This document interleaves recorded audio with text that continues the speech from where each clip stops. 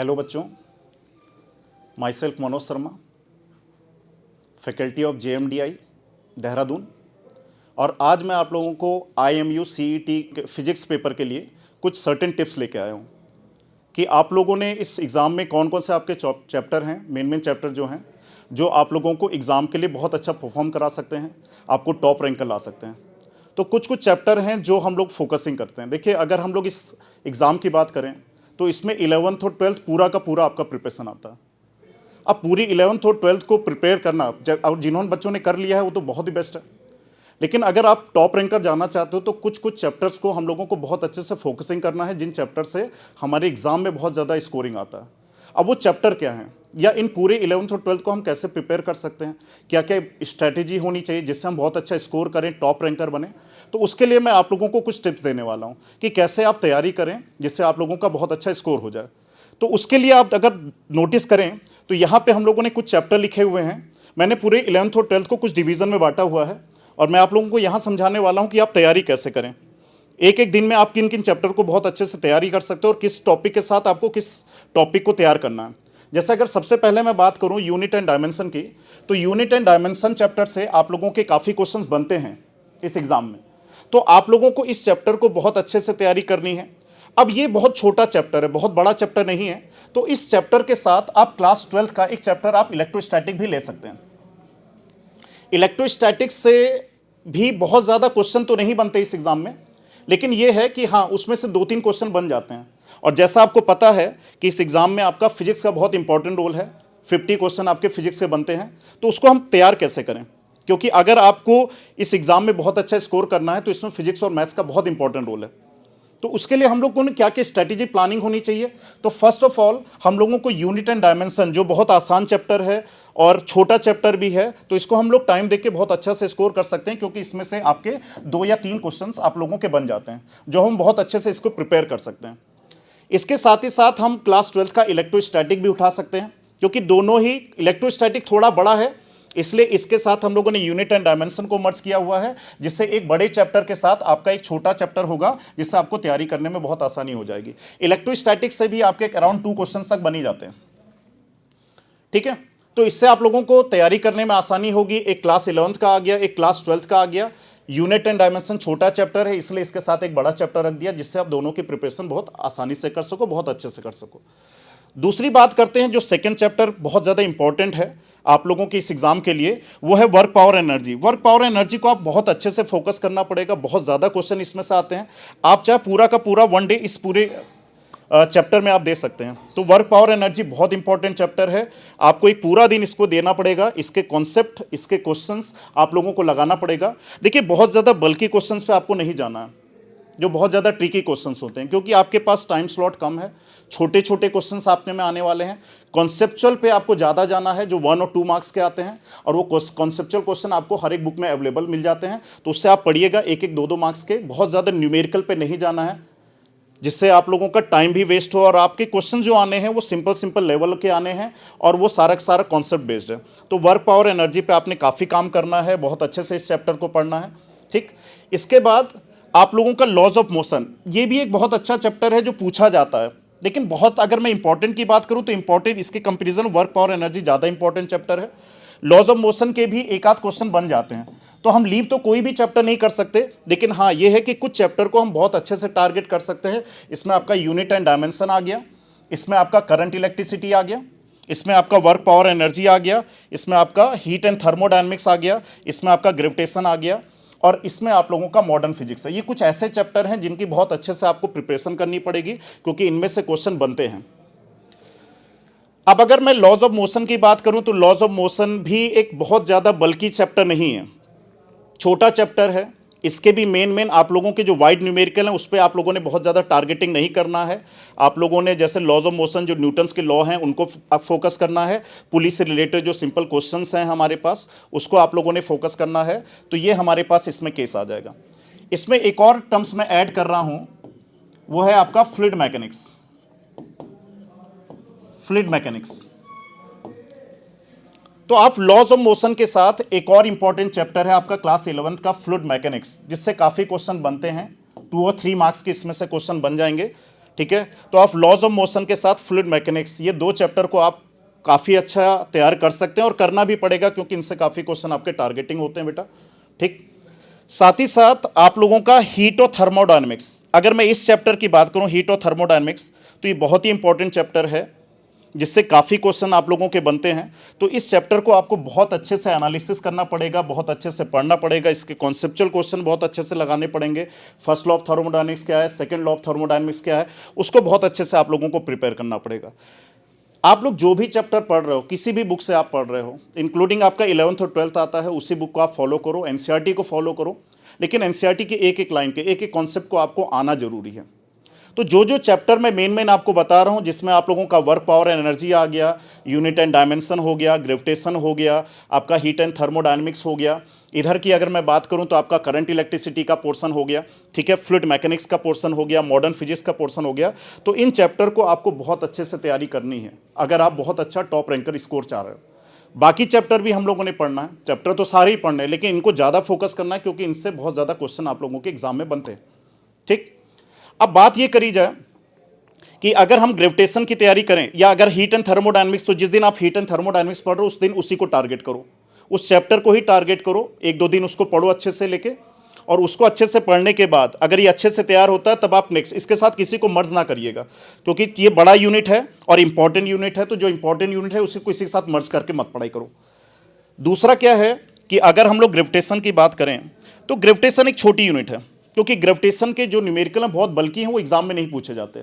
Simple सा concept आएगा, variation जी का डेप्थ के अकॉर्डिंग क्या होगा, हाइट के अकॉर्डिंग क्या होगा, एस्केप वेलोसिटी क्या होती है, ठीक है, ऑर्बिटल वेलोसिटी क्या होती है, केपलर्स के लॉ क्या है, वो सब लॉ आप लोगों ने थ्योरेटिकल कॉन्सेप्ट इसके तैयार करने हैं। न्यूमेरिकल को बहुत ज़्यादा इसके फोकस नहीं करना है। ग्रेविटेशन एक छोटा चैप्टर है और इस ग्रेविटेशन के साथ आप एक छोटा सा यूनिट यानी कि ऑप्टिक्स, आप ऑप्टिक्स उठा सकते हो इसके साथ। देखिए ऑप्टिक्स में बहुत ज़्यादा डेरिवेशन पोर्शन है और आपको पता है आपके ऑब्जेक्टिव क्वेश्चन है तो उसमें डेरिवेशन नहीं पूछा जाएगा। ऑप्टिक्स का न्यूमेरिकल पोर्शन आपको तैयार करना है, तो उसके लिए आप लोगों को उसके फॉर्मूले याद होने चाहिए, जिसमें लेंस मेकर फॉर्मूला आ गया, लेंस फॉर्मूला आ गया है हमारे पास, कंपाउंड माइक्रोस्कोप, टेलीस्कोप, केवल फॉर्मूले याद करने हैं। इसके अलावा आप लोगों का YDSE है, सिंगल स्लिट है, इसको आप लोगों ने अच्छे से तैयारी करनी है और केवल फॉर्मूला पढ़ना है, इसका कॉन्सेप्ट सीखने हैं और उसका फॉर्मूला पढ़ना है। बहुत ज़्यादा उसके डेरिवेशंस पे आपको नहीं टारगेट करना है, तो डेरिवेशन वाले टाइम स्लॉट को आपने बचाना है, इसलिए आपका जल्दी हो जाएगा। छोटे छोटे न्यूमेरिकल जो 1 और 2 मार्क्स के आते हैं उसको आप लोग फोकस करिएगा, तो ऑप्टिक्स आपका बहुत जल्दी हो जाएगा, ऑप्टिक्स में ज़्यादा टाइम कंज्यूम नहीं होगा, ठीक। फिर बात करते हैं हम लोग मॉडर्न फिजिक्स में। देखिए मॉडर्न फिजिक्स में अगर आपको याद होगा क्लास 12 का पोर्शन है, और इस मॉडर्न फिजिक्स में हमारे पास 2-3 चीज़ें आती हैं जो हम लोगों ने फोकस करनी है। एक तो इसमें एटम एंड न्यूक्लाई का केस भी आ जाता है, हमारे पास एटम्स एंड न्यूक्लाई का केस बन जाता है, ठीक है। दूसरा अगर हम लोग बात करें तो इसमें आपका एक ड्यूल नेचर का भी केस बनता है हमारे पास, और इसमें एक सेमीकंडक्टर्स का भी केस बनता है। तो इसमें ज़्यादातर जो क्वेश्चन आते हैं वो आपके सेमीकंडक्टर से रिलेटेड बनते हैं। एटम, न्यूक्लाई और ड्यूल नेचर से क्वेश्चंस कम बनते हैं, सेमीकंडक्टर को आपको ज़्यादा टारगेट करना पड़ेगा, ठीक है। इसमें से एटम्स एंड न्यूक्लाई और ड्यूल नेचर में से आप लोगों को छोटी छोटी जो आप लोगों ने डेफिनेशन पढ़ी हुई है उसको बहुत अच्छे से पढ़िएगा। ड्यूल नेचर और एटम के अलावा जो आप लोगों का सेमीकंडक्टर है, सेमीकंडक्टर्स में जो भी आप लोगों का जो पोर्शन है, पी टाइप क्या होता है, एन टाइप क्या होता है, डिप्लीशन लेयर क्या होती है हमारे पास, और जो ऑप्टो डिवाइसेस है, इनको बहुत अच्छे से आप लोगों ने पढ़ना है, ठीक। तो आप लोगों को इसको भी एक पूरा टाइम देना पड़ेगा क्योंकि ये भी एक बल्कि सिलेबस में आ जाता है हमारे पास। तो इन तीनों चीज़ों को आप लोगों को बहुत अच्छे से टारगेट करना पड़ेगा, मॉडर्न फिजिक्स को। इसके अलावा अगर हम फ्लूइड मैकेनिक्स की बात करें तो फ्लूइड मैकेनिक्स में आप लोगों का काफ़ी कुछ स्कोर हो जाता है, स्कोरिंग चैप्टर है, बड़ा चैप्टर है, ठीक है, थोड़ा सा टिपिकल भी पड़ता है बच्चों को, इसलिए आप फ्लूइड मैकेनिक्स को भी बहुत अच्छे से टारगेट करना पड़ेगा। एक एक कॉन्सेप्ट इसके पढ़ने पड़ेंगे। फ्लूइड मैकेनिक्स अपने में बल्कि है, उसमें डायनेमिक्स भी आता है, स्टैटिक भी आता है, उसमें आपको आर्किमिडीज प्रिंसिपल भी पढ़ना है, विस्कोसिटी भी पढ़ना है आपको, उसमें आप लोगों को बर्नौलीज थ्योरम भी पढ़ना है, वेलोसिटी ऑफ इफ्लक्स भी पढ़ना है। तो सारे केसेस हैं जो फ्लूइड स्टैटिक्स के हैं, डायनेमिक्स के हैं, तो जितने भी आपके फॉर्मूले हैं वो पढ़ो, उस पर कॉन्सेप्ट क्या होता है, विस्कोसिटी क्या होता है, कौन से फैक्टर इस पर अफेक्ट डालते हैं, हमारे पास सरफेस टेंशन क्या होता है, ठीक है। तो ये सब चीज़ें आप लोगों को टारगेट करनी पड़ेगी। तो फ्लूइड मैकेनिक्स को भी बहुत अच्छे से आप लोगों को टारगेट करना है। तो ये भी बहुत एक इंपॉर्टेंट चैप्टर है आप लोगों के स्कोरिंग के लिए, ठीक। करंट इलेक्ट्रिसिटी की अगर मैं बात करूं क्लास 12 की, तो करंट इलेक्ट्रिसिटी अपने में बहुत ज़्यादा इंपॉर्टेंट चैप्टर है जिसको पढ़ा जा सकता है। करंट इलेक्ट्रिसिटी से काफ़ी क्वेश्चन आपके इस एग्ज़ाम में बनते हैं। तो करंट इलेक्ट्रिसिटी में काफ़ी कुछ है, आप लोगों ने जैसे, और थोड़ा सा टिपिकल भी माना जाता है इसमें। तो इसमें करंट क्या होता है, हमारे पास ड्रिफ्ट वेलोसिटी का क्या कॉन्सेप्ट है, हमारे पास किरचॉफ्स के लॉ क्या है। आपको किरचॉफ्स के न्यूमेरिकल नहीं पढ़ने हैं, किरचॉफ्स के न्यूमेरिकल नहीं आएंगे आपके में। सिंपल सिंपल चीज़ें पढ़ती हैं। किरचॉफ्स का लॉ क्या है, वो लॉ किस पे बेस्ड है हमारे पास, पोटेंशियोमीटर क्या काम करता है, वर्किंग क्या है, उसके न्यूमेरिकल नहीं फोकस करने हैं आप लोगों ने। ठीक है, तो मेन आप कॉन्सेप्ट पे ज़्यादा जाओगे, क्योंकि उसके न्यूमेरिकल आपको पता है बहुत ज़्यादा टाइम कंज्यूमिंग होते हैं, और टाइम कंज्यूमिंग न्यूमेरिकल आपको नहीं दिए जाएंगे, क्योंकि आपका टाइम स्लॉट कम है। आपको 50 क्वेश्चंस का टारगेट है, और टाइम स्लॉट जो है एक क्वेश्चंस के लिए अराउंड 1 मिनट्स के अराउंड मिलता है। तो क्वेश्चन एग्जाम में ऐसे ही दिए जाएंगे जो आपके इतने मिनट में सॉल्व हो जाए। तो इसलिए बहुत ज़्यादा बल्कि न्यूमेरिकल पे बार बार आप लोगों को नहीं जाना है। आप लोगों को उन्हीं न्यूमेरिकल को टारगेट करना है जो आसानी से आपसे बन जाए, जो फॉर्मूले बेस्ड हो हमारे पास। ठीक, तो ओवरऑल ये हमारे पास पोर्शन है। तो इसमें से जो मेन पोर्शन है जो आपके लिए बहुत ज़्यादा इंपॉर्टेंट है, जिसको आप लोगों को टारगेट कर लेना है, ठीक है, उसमें आप यूनिट एंड डायमेंशन बहुत अच्छे से पढ़ लिएगा, जैसे अभी मैंने डिस्कस कर लिया था। ठीक है, दूसरा आप लोगों को वर्क पावर एनर्जी, इस पर भी बहुत अच्छे से आपको काम करना है। वर्क पावर एनर्जी से भी काफ़ी क्वेश्चन बनते हैं, इंक्लूडिंग आपका ग्रेविटेशन, इससे भी काफ़ी अच्छे क्वेश्चन बनते हैं, इससे भी आपको पढ़ना पड़ेगा। हीट एंड थर्मोडायनेमिक्स बहुत इंपॉर्टेंट चैप्टर है, इसको आप लोगों को टाइम देना पड़ेगा हीट एंड थर्मोडायनेमिक्स में। क्लास 12 की बात करें तो करंट इलेक्ट्रिसिटी इंपॉर्टेंट चैप्टर है, इसको आपको टारगेट करना पड़ेगा। ठीक है, फ्लूइड मैकेनिक्स, इसको भी आपको क्लास 11 का है, इसको भी आपको टारगेट करना पड़ेगा। साथ ही साथ मॉडर्न फिजिक्स, इसको भी आप लोगों को बहुत अच्छे से टारगेट करना पड़ेगा। तो पहले आप फर्स्ट ऑफ ऑल आप इन सारे चैप्टर को बहुत अच्छे से टारगेट करिएगा, ये आपके स्कोर करने में बहुत ज़्यादा हेल्प करेंगे। बाकी जो चैप्टर छोड़ गए हैं हमारे पास, वो छोड़ने हम लोग कोई चैप्टर नहीं, पढ़ने सारे चैप्टर को, लेकिन इन चैप्टर को, क्योंकि स्कोरिंग है आपके एग्जाम के लिए, तो इन चैप्टर को हम लोगों ने बहुत अच्छे से टारगेट करना है, जिससे हम लोग बहुत अच्छा स्कोर कर ले जाएं। उसके बाद जो भी चैप्टर हमारे बचे हुए हैं, उन चैप्टर को भी हम लोगों ने एनालिसिस करना है, पढ़ना है, समझना है, तो इसको हम लोग टारगेट कर सकते हैं। ठीक है, तो जो भी आप लोगों का एग्ज़ाम है, उस एग्ज़ाम की प्रिपरेशन के लिए आप लोग कोशिश करिएगा कि अच्छे से एक एक चैप्टर को तैयार किया जाए। पहले जो भी ये मैंने आप लोगों को टारगेटिंग दिए हुए हैं, इन चैप्टर्स को आप बहुत अच्छे से तैयार करो, अच्छे से करो, इनके कॉन्सेप्ट को क्लियर करो, इसके जो जो फॉर्मूले बेस्ड न्यूमेरिकल हैं वो सारे आप टारगेटिंग कर लो। तो अगर जब ये आपके चैप्टर तैयार हो जाते हैं, उसके बाद जो भी चैप्टर आपके बच जाते हैं, including rotational, laws of motion, motion in 1 and 2 dimension, magnetism, optics, इन चैप्टर को भी आप लोग तैयार करो। ठीक है, मैंने आपको बता भी दिया कि मैग्नेटिज्म में आप लोगों का जो डायामैग्नेटिक है, फेरामैग्नेटिक है, ठीक है, मैग्नेटिज्म का जो एक पार्ट आता है, उससे आपके जो आप लोगों का इंटरव्यूज़ होते हैं वहाँ से भी क्वेश्चन इसमें बन जाते हैं। ठीक है, दूसरा क्या है, मैग्नेटिक इफेक्ट ऑफ करंट का जो भी फॉर्मूला बेस्ड न्यूमेरिकल है आता है, वो सारा का सारा इसमें पूछा जाता है। डायरेक्शन पूछ सकता है आपको, ठीक है, जो फ्लेमिंग के लॉ हैं, राइट हैंड जो लॉ है, फ्लेमिंग का लेफ्ट हैंड रूल है, राइट हैंड रूल है, डायरेक्शन कैसे पिक कर सकते हैं, इस पे से कॉन्सेप्चुअल क्वेश्चन आपके बन सकते हैं। ठीक है, तो ये सब के सब आप लोगों को चैप्टर एक एक बार में एनालिसिस करना है। आप लोगों ने देखा होगा कि आपके जो सिलेबस में 24 चैप्टर अराउंड दिए हुए हैं, तो उसको हम लोगों ने समराइज किया हुआ है, और अराउंड 14 चैप्टर हम लोगों ने यहाँ पे इंक्लूड किए हुए हैं। वो सारे के सारे आपके उस 24 को इंक्लूड कर रहे हैं।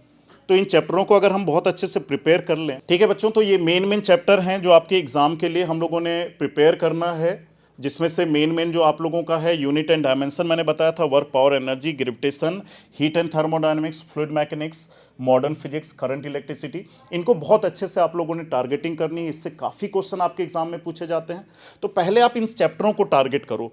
जब ये चैप्टर आपके अच्छे से प्रिपेयर हो जाते हैं, और उम्मीद है आप लोगों ने प्रिपेयर भी कर लिए होंगे, तो उसके बाद आप ये सारे के सारे जो बचे हुए चैप्टर हैं, इनको भी आपने टारगेट करना। टॉपिक कोई भी वो छोड़ता नहीं है, टॉपिक सबसे आते हैं, लेकिन आपके पास लिमिटेशन है 50 क्वेश्चंस की। तो उन लिमिटेशन में इन क्वेश्चनों को, यानी इन जो आपके ये चैप्टर हैं, इन चैप्टर को ज़्यादा से ज़्यादा टारगेट किया जाता है। ठीक है, तो उम्मीद है आप लोग इन चैप्टरों को टारगेट भी करोगे, बहुत अच्छे से प्रिपेयर भी करोगे, और बहुत अच्छा आप रैंक लेके आओगे बेटा। आप लोगों को best wishes for the upcoming exam. ठीक है, गुड लक।